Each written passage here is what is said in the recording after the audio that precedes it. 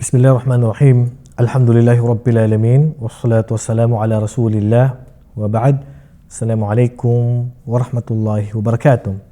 Ngayon mga kapatid ay papasok tayo sa panibagong maliit na libro na tinatawag na Al-Majalis Al-Arba'una Majlisan Fit Tarbiyah Al-Imaniyah.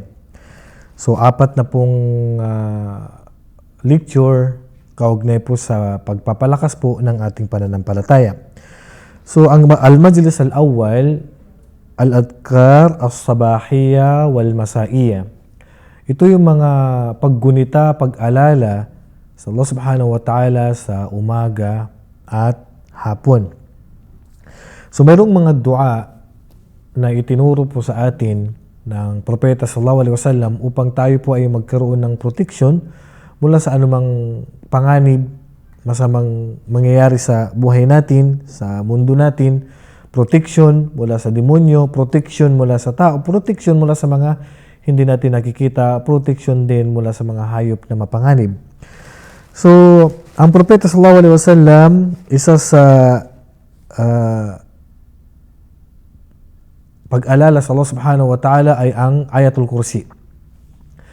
Ang Ayatul Kursi mga kapatid, mismo ang nagturo nito ay sa kay Abu Hurairah radhiyallahu anhu ay Shaitan. Shaitan mismo ang nagturo sa kanya na ito ay protection laban sa kanya. Yung demonyo mismo ang nagturo kay Abu Hurairah radhiyallahu anhu na kapag binasa mo ito, hindi na ako makakalapit sa iyo.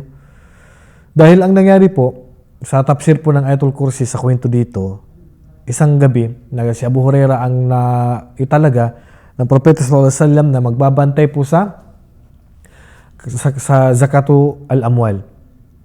Yung kayamanan o yung zakat po ng mga kayamanan. So, siya po yung nagbabantay. Hanggang sa ginawa ng demonyo, nagkatawang matanda, katawang tao, at sinubukan niya magnakaw doon sa pinagbabantayan ni Abu Hurairah na kayamanan mula sa mga zakat ng mga tao. So, nahuli ito ni Abu Hurairah radhiyallahu anhu. So, nung mahuli niya, sabi nung nahuli niya, pakawalan mo ako at hindi na ako babalik. Dahil ginawa ko lang to dahil sa nangangailangan ako. So pumayag naman si Abu Hurairah radhiyallahu anhu na pakawalan yung shaitan na yun, which is si Iblis yun. Pero kinabukasan, sabi ng Propeta sallallahu alaihi wasallam, ma fa'alta asira kalbariha. Anong ginawa mo sa nabihag mo at nahuli mo kagabi? Sabi niya, Rasulullah, pinakawalan ko. Sabi niya, bakit? Sabi niya, nagmakaawa na pakawalan ko. Sabi niya, sinungaling yun, babalik yun. Alam ng Propeta sallallahu alaihi wasallam na yun lang shaitan. Pagkagabi, bumalik yung demonyo at nagkatawang tao ulit, and then nagnakaw at nahuli ulit ni Abu Hurairah radhiyallahu anhu. Dahil dito, sabi ni Abu Hurairah, hindi na kita pakakawalan dahil sinungaling ka. Sabi niya, pakawalan mo na ako dahil hindi ko na ulitin. So, pinakawalan ni Abu Hurairah radhiyallahu anhu. Kinabukasan, tinanong siya ulit ng Propeta sallallahu alaihi wasallam, anong ginawa mo sa nahuli mo, nabihag mo kagabi? Sabi niya, pinakawalan ko. Sabi ng Propeta sallallahu alaihi wasallam, sinungaling yun, babalik yun. Pangatlong gabi, nahuli niya ulit, sabi, hindi na kita pakakawalan. Sabi niya, bakit? Sabi niya, sinungaling kay. Sabi niya, turuan na lang kita ng isang babasahin na pag binasa mo, hindi na makakalapit sa iyo. Sabi niya, ano yun? Ayatul Kursi. So dahil dito, nung binasa niya na yun, sabi ng Propeta sallallahu alaihi wasallam kinabukasan, anong ginawa mo sa nabihag mo kagabi?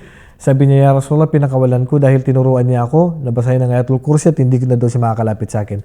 Sabi niya, tunay na yun ang shaitan, sinungaling siya, pero sa itinuro niya sa iyo ay totoo yun. Subhanallah. So ang Ayatul Kursi na itinuro po ng shaitan ay siya mismo ang nagturo sa atin na siya ay hindi makakalapit sa atin. Pangalawa, ang huling aya sa Suratul Baqarah, isa rin po itong protection po sa atin, lalo na po sa hapon.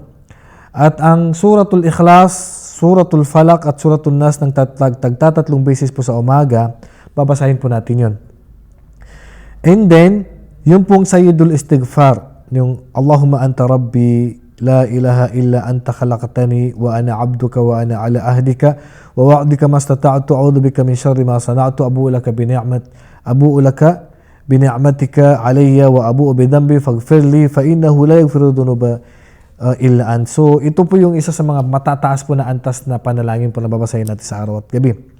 And then Sabi ng Propeta sallallahu alaihi wasallam, pag yung sasabihin mong bismillahilladzi la yadurru ma'asmi shay'un fil ardi wala fis samawati was samiul alim, pag binasa mo ito, hindi ka mapipinsala, magagawa ng masama ng kahit anuman.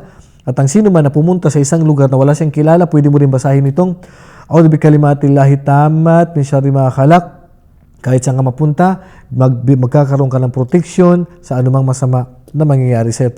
Poproteksyonan ka ng Allah subhanahu wa ta'ala. At ganoon din pag sinabi mo ang la ilaha illallah wahdahu la syarika lah, lahul mulk wa lahul hamdu wa huwa ala kulli syai'in qadir, ng 100 bisis ay para kang nagpalaya ng 10 alipin at isusulat sa iyo ang 100 na kabutihan at buburahin ng 100 kasalanan sa iyo, at kahit na at magkakaroon ka ng protection mula sa satan, mula sa demonyo sa araw mo na yun hanggat sa hapon, at walang sino man na mainam pa sa iyo maliban gagawin ito ng higit sa ginawa mo. O binasa ito na mas maraming bisis kaysa sa iyo.